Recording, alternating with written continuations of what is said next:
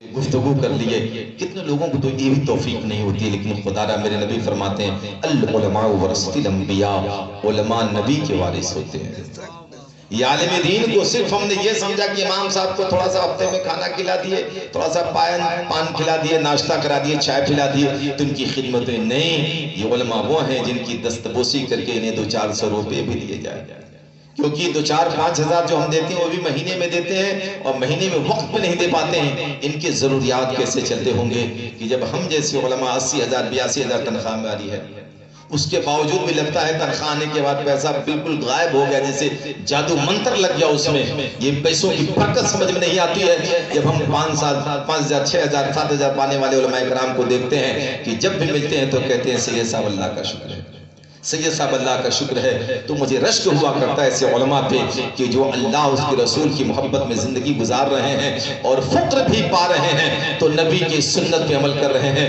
جو گالیاں بھی سن کے دعائیں دے بار بار، امام صاحب ایسے، امام صاحب ایسے، امام صاحب وہ، امام صاحب وہ۔ ارے کب تک امام کی برائی کرتے رہیے گا؟ برائی کسی کی کیجیے گا، اگر بیٹا باپ کی برائی کرے اور باپ بیٹے کی برائی کرے تو گھر میں محبت نہیں ہوتی۔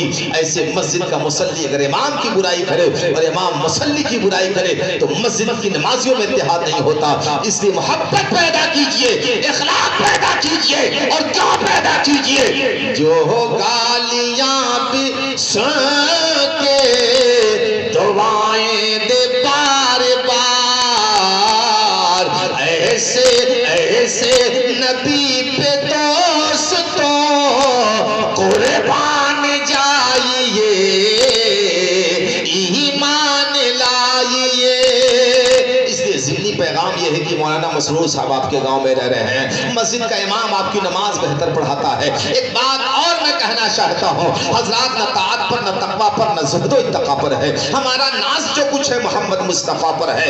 آج اگر ہم اپنے آپ کو صدر سے عقیدہ کہتے ہیں، مسلمان کہتے ہیں، ایمان والا کہتے ہیں، تو وہیں یہ بھی کہا کرتے ہیں کہ ہم جنتی ہیں، ہم جنت میں جائیں گے، ہمارا فرقہ اہل سنت والجماعت کا جنتی ہے۔ یہ بتائیے جس مسجد کے امام کے پیچھے ہم نماز پڑھتے ہیں، جس کے پیچھے نماز پڑھ کر کے ہم جنتی بننے کا دعویٰ کرتے ہیں، اگر اس امام کی دل آزاری کریں گے، اس امام کو تکلیف دیں گے، اس امام کو پریشان کریں گے، اس امام کا دل دکھائیں گے تو خدا را ہماری جنت کیسی ہوگی، ہمارا مقام کیسا ہوگا۔ اس لیے میں کہنا چاہتا ہوں مدرسوں کی بھی عزت ہونی چاہیے، مدرسے کے امام کی بھی عزت ہونی چاہیے، مدرسے کے مدرس کی بھی عزت ہونی چاہیے، مسجد کے امام کی بھی عزت ہونی چاہیے۔ اور جس دن ہم نے اپنے علماء کی قدر کر لی تو قسم خدا کے ہدایت اللہ شمسی نامے سے کہہ رہا ہے، جس دن یہ قوم اپنے امام کی قدر کر لے گی تو دنیا یہ کہے گی دیکھو مسلمان پھر بلند و بالا ہوتا ہے۔ سبحان اللہ، سبحان اللہ، بہت فرش والے تیری شوکت کا ولو کیا جانے،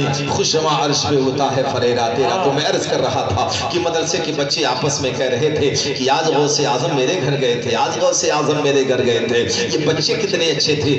آج ہمارے بچوں کی زبان پہ کیا ہوتا ہے کہ فلاں ہیرو ایسا ہے، فلاں ایکٹر ایسا ہے، فلاں ہیروئن ایسی ہے، فلاں یہ ایسا ہے، وہ ہے، وہ ہے، یہ باتیں کرتے ہیں۔ وہ بچے بھی کتنے قسمت کے دھنی تھے، غوث اعظم کا ذکر کر رہے ہیں۔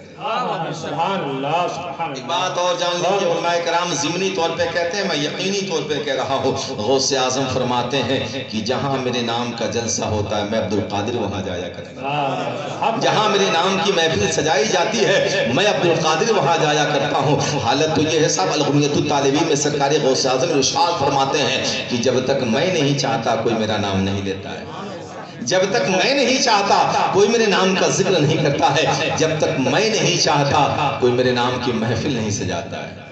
تو اگر لچمی پور میں اتنے کم تعداد میں بھی آپ بیٹھے ہیں تو سب پہ فیضان غوث اعظم ہے۔ جو بیٹھے لوگ ہیں نا اس پہ فیضان غوث اعظم ہے۔ یہ بغداد کے دولہا کا صدقہ ہے۔ حضرات وقت رہتا تو میں بتاتا غوث اعظم کس شخصیت کا نام ہے۔ ہمیں آج دنیا کھاتی ہے تو گاتی ہے، آج دنیا پاتی ہے تو گاتی ہے، لیکن غوث اعظم اس شخصیت کا نام ہے، اس شخصیت کا نام ہے۔ غوث اعظم فرماتے ہیں یہ عبدالقادر اس وقت تک جنت میں نہیں جائے گا جب تک کہ اپنے ماننے والوں کو جنت میں نہیں بھیج دے گا۔